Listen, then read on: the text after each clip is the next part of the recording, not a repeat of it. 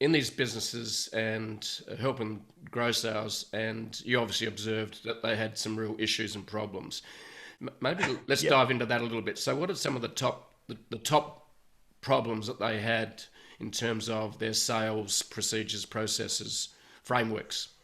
Well, like think you're a founder, right? And like you've gotten over the go-to-market hurdle. You've gotten over the product market fit hurdle. You're probably in pretty good shape if you got to this level. You have demonstrated that you can deliver to some clients. You've got testimonials. You got a reasonably good operating sort of persona. You're probably a practitioner in most cases. You have shown that you have a thing that works. You don't know how to scale the thing. So let's think about that, right? So the problem isn't that people have done things wrong. It's that they've done things right up to a point. You will plateau in that mid six-figure range if you're our type of business. They all do. Why? The founder's busy. The founder needs to be CEO. The founder needs to do all the things. They need to run operations. They need to take care of every client. They need to sell. They need to do finance. These are people still doing their own billing at $500,000 of revenue. What's the one thing that almost all of them don't want to do? They don't want to be in the sales seat anymore. So let's go scale the revenue function. Cool. We need somebody to scale the revenue function. I hate doing this. What do I do? Like the popular sort of blogosphere and like all the business books, they're going to teach you one of two things. Oh, I should hire an SDR. What's an SDR? And in US, I don't know if you use those terms, but in US, it's, somebody to call a young and hungry sort of junior type of resource who is affordable, who will just get on the phone and call, who's going to send emails, hunt on LinkedIn. I want a hunter. What have you done? You just hired somebody with no experience who you don't have a playbook for at all. You're not going to train them. You're not going to take care of them because you want to go off and run your company. So you just gave sales to somebody who has no experience. They're going to fail. Like, doesn't work. The other one is, let's hire a VP of sales. Cool. Again, services companies, different than SaaS companies. Read other things about SaaS companies because I don't do that.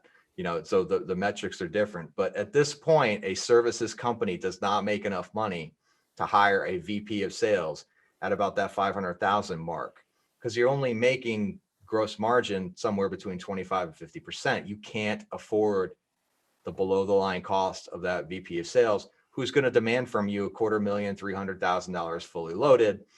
So people go, I'm hiring a VP of sales with a Rolodex or a great network. They're going to immediately pay for themselves. They don't. It's a myth. It's totally false.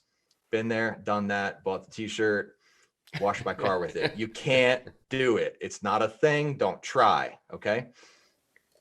Also, because those people don't know how to build a program and you haven't provided them with a program. They need infrastructure. They need sales ops. They need all the stuff so they can actually execute on their network. Otherwise, they're just going to sit there like they can't do it. That would be me. I know. I'm that guy. I need an 80% of rest of the world of operations, support, and sales ops, rev ops, systems, all the things. That's what we provide. I get to sit in front of the nice, pretty LED lights and sell some stuff. So I know because I'm that, and it's false. Don't do it. Don't hire that person. You can have a fractional usage version of what that is. This is a better answer. We will build you a program that comes between 500,000 and 5 million of a B2B services business. You will have a full program. It will all be documented. Every tooling system, everything will work. And along the way, we'll be paying for it because we're actually there closing your revenue.